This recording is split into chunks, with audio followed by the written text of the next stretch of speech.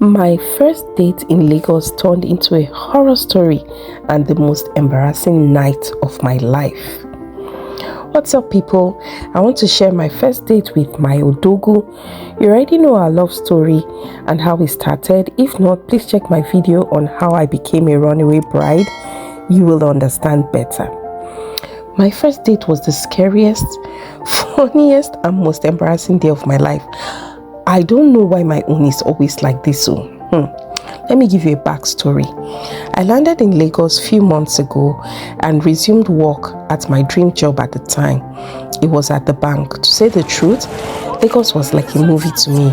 From the loud noises of the market women to even the women greeting themselves in the street, or was it how boisterous and fast life was? I felt welcome to Lagos. I'd always visited, but now I resided here.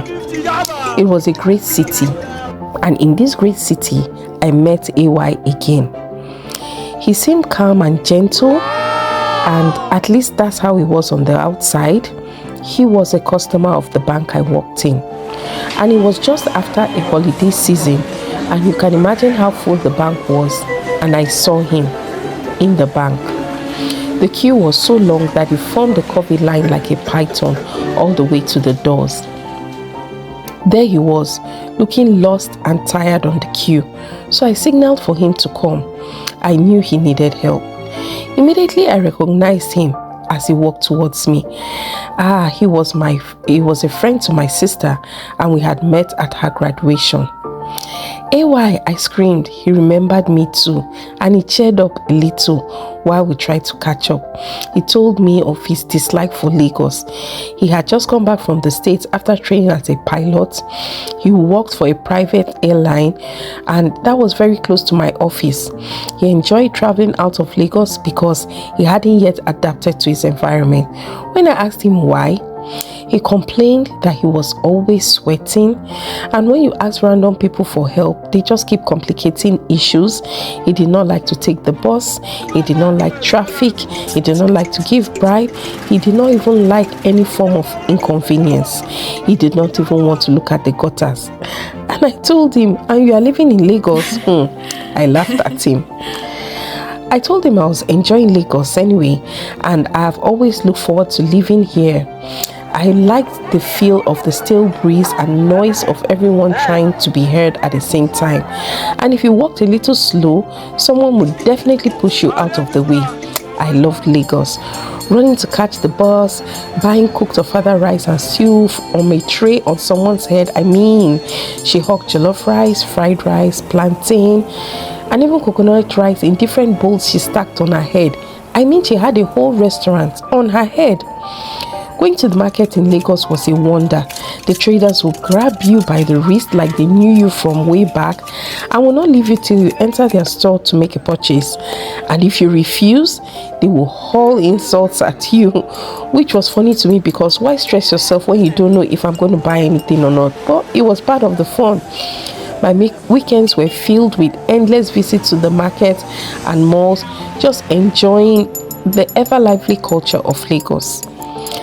Nighttime in Lagos is another level of fun. Lagos does not sleep, but let me not digress. Let's move on with this story. At the time, there was fuel scarcity in the nation, and many people had abandoned their car at home and took the bus or motorbike, or some people just walked.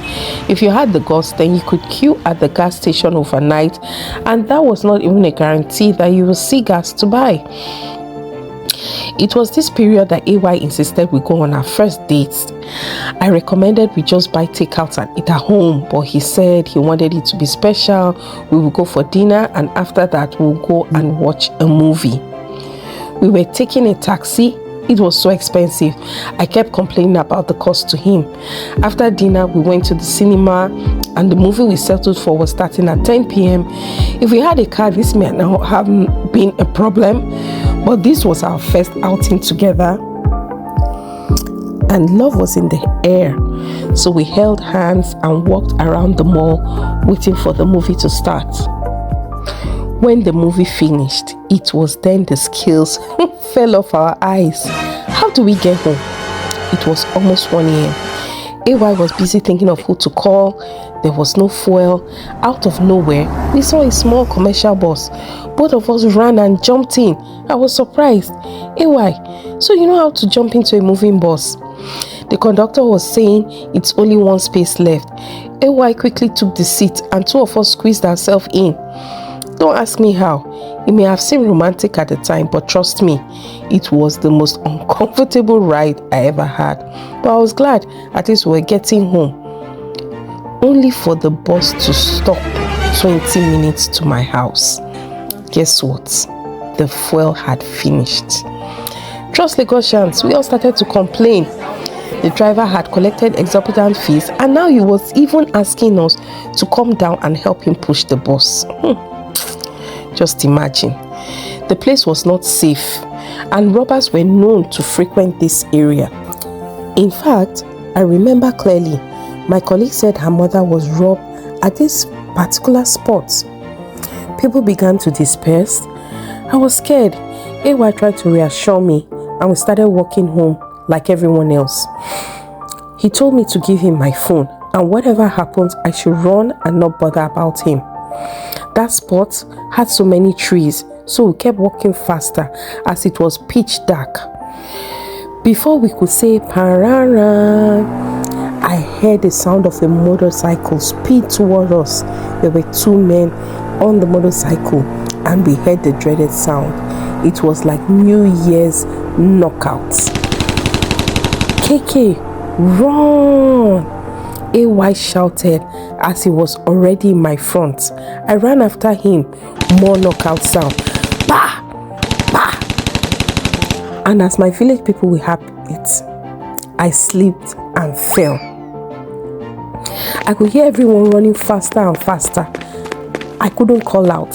The two guys followed me and they ran. I couldn't run anymore. I lay down flat. I put myself to the ground. It was terrible. I saw fear face to face. I heard their knockout sounds. They were coming close to me. Bah! Bah! I couldn't even stand up. I put my head on the dirt on the ground. I couldn't even run if I wanted to. Fear had paralyzed me. I was begging my maker. The new clothes I just bought for work, who will wear them? I could hear them come past me. And they went forward.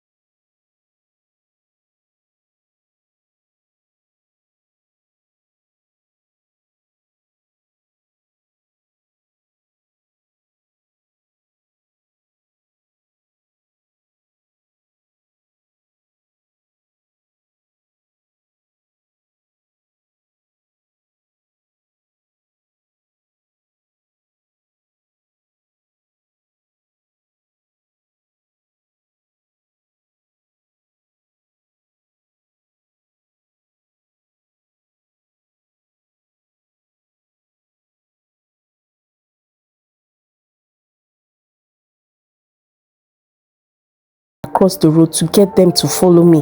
I had to come back for you, he said. My legs were just vibrating. I couldn't walk. One of the soldiers just had to carry me and put me on his shoulder, and he walked back with us.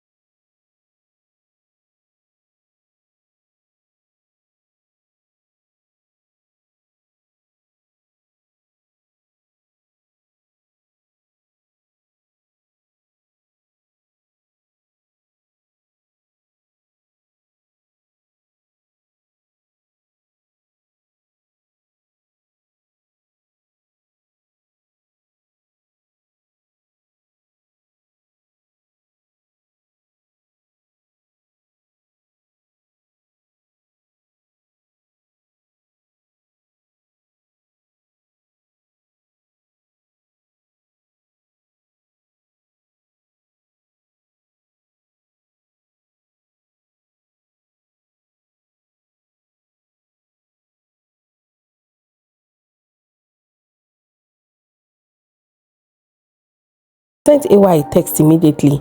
Thank you so much for the date, but I don't think we are a good pair. Yes, let me do it that way. I needed to rest. A lot was going on. I was just coming back from a lot. Tell me why first thing on Monday morning, AY is my first customer.